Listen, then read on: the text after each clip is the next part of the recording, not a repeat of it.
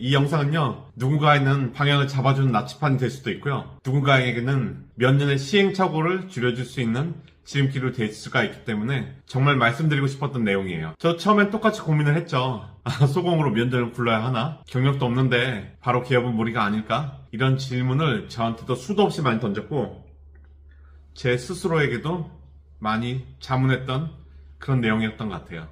그런데요, 공인중개사 업계에는 이런 말들이 있잖아요. 이상한 공식처럼 떠도는 말. 일단 소공부터 몇 년 해야 되는 거 아니냐. 경력 없이 개업하면은 바로 망한다. 과연 그게 정답일까요? 오히려 이런 말들이 개업 공인중개사로서 자리를 빨리 잡게 하는데 방해하는 그런 말들이라고 저는 느꼈어요. 정말 아예 들을 필요가 없거든요. 몇 년 돌면서 눈치를 보며 월급 받으면서 시간을 보내버릴 수 있는 소속 공인중개사 생활보다는 전략적으로 바로 개업을 해서 바로 그냥 스타트를 하는 방식, 오늘 이 영상을 통해서 그 방향을 한번 잡아볼게요. 즉 제가 직접 겪어보고 분석한 현실적인 구조와 실행 루트를 아주 솔직하게 말씀드리도록 하겠습니다. 자격증 땄는데 이제 뭐하지? 소공을 해야 되나 개업을 해야 되나? 지금 그 갈림길에 서 있는 분이라면은 오늘 이 영상이 많이 도움이 되실 거예요. 오늘 제가 알려드릴 정보는요, 현재부터 국내 10만 뷰 이상 나온 공인중개사 개업 관련 영상 중에서 공인중개사와 관련 전문가들의 그 실전 노하우를 말씀드릴 거고요. 해당 내용은 위드지니, 그 다음에 공인중개사 이 대표 채널의 컨텐츠를 참고했습니다. 많은 분들이 소공생활 없이 바로 개업하는 것이 과연 가능한지에 대한 고민을 진짜 많이 하시죠. 특히 모든 사업은 밑바닥에서부터 시작해야 한다거나 상업용 부동산은 더더욱 소공으로 들어가서 인맥과 명성을 쌓은 뒤에 독립해야 한다, 이런 주장도 정말 많이 들리죠. 겉으로 보면은 굉장히 타당해 들리는데요, 제가 이런 공인중개사 중개업 방향에서는 그렇게 꼭 공식처럼 따를 필요는 진짜 없는 것 같아요. 부동산에 대한 재화 자체가 금액 단위가 크고 이해관계도 많이 복잡하죠. 그리고 공동중개 네트워크가 중요하기도 한 시장인데요. 하지만 여기서도 반드시 구분해야 되는 것이 있는데, 무작정 창업과 구조를 갖추고 알고 하는 개업은 전혀 다른 선택지가 될 수 있어요. 소공생활 없이 바로 개업하셔도 괜찮습니다. 경험이 전혀 없는 상태에서도 3개월, 6개월 정도면은 충분히 적응이 가능해요. 실제로 현장에서 가장 큰 장벽은 실력 부족이 아니라 해보지 않는 처음이라는 분야에 대한 긴장감일 거예요. 계약서를 써본 적이 없다는 불안감, 그리고 상담이 매끄럽지 않을 것 같다는 고민들, 이런 걱정이 태산처럼 쌓이게 되는 게 현실이긴 해요. 하지만은 첫 번째 계약을 넘기고 나면은 두 번째부터는 구조가 보이고요. 계약서에는 유형이 있고 또 특이하게는 반복되는 패턴이 있기 때문에 몇 번의 경험이 쌓이고 나면은 자연스럽게 이러한 틀이 잡히게 돼요. 빠른 성장은요, 직접 책임지고 수행하는 과정, 바로 소장의 자리에 앉아갖고 수행하는 과정에서 정말 빠르게 체득이 돼요. 주택과 달리 상업용 부동산은 권리금, 수익률, 계산, 상권 구성 등 추가적으로 해야 되는 요소들이 많이 있다고 생각할 수 있는데요.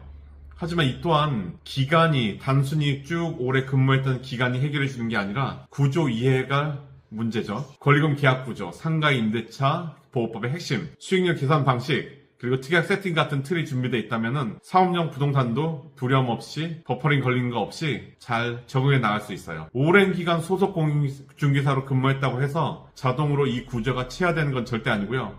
오히려 직접 매물을 다루고 현장에서 손님을 만나고 안내를 하면서 그러한 여러 협상 속에서 책임지는 소장의 자리에 있을 때 정말 빠르게 체득하고 모든 것이 체화되는 것 같아요. 그래도 해당 지역의 소속 공인중개사로 먼저 들어가서 이름을 알리고 친분을 쌓고 그래야지 나중에 소장이 됐을 때 공동중개 잘할 수 있는 거 아니야? 이렇게 또 되물을 쓸 수도 있는데요. 물론 지역 네트워크 중요하죠. 평판 중요하죠. 하지만 공동중개는 명성 이전에 관계의 태도에서 시작된다고 볼 수 있어요. 해당 지역의 중개업소를 통해 사무실 계약을 진행하고 정당하게 중개부서를 지급하고 또 인사를 드리면서 그런 것만으로도 관계의 출발선을 만들어져요.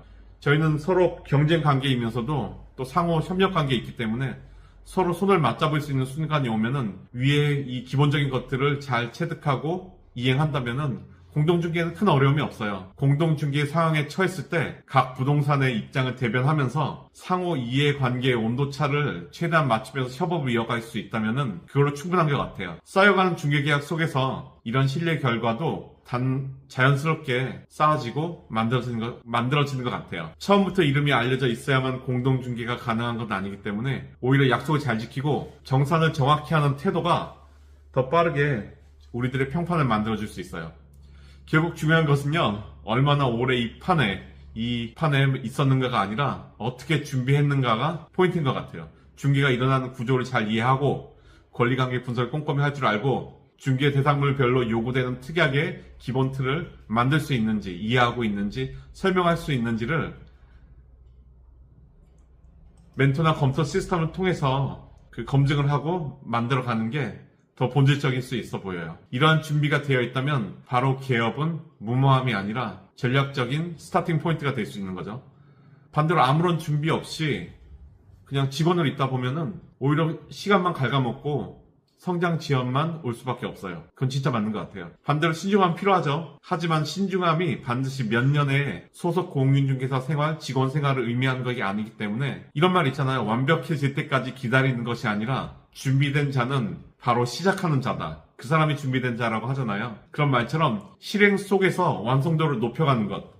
그것이 현실적인 성장 방법이에요. 부동산 중개업 속의 개인적인 명성은 기다려서 생기는 것이 아니라 책임 있는 실행 속에서 책임 있는 소장으로서의 책무를 이행하면서 자연스럽게 단단히 만들어질 수 있다고 생각을 해요. 개업을 했는데 당장 뭐부터 해야 될지 막막하시다면은 아래 고정 댓글 참고해 주시고요. 당장 실행해야 되는 것이 어떤 것인지 제가 알려드리도록 할게요. 영상이 도움이 되셨다면은 좋아요와 구독, 알림 설정까지 부탁드리겠습니다. 감사합니다.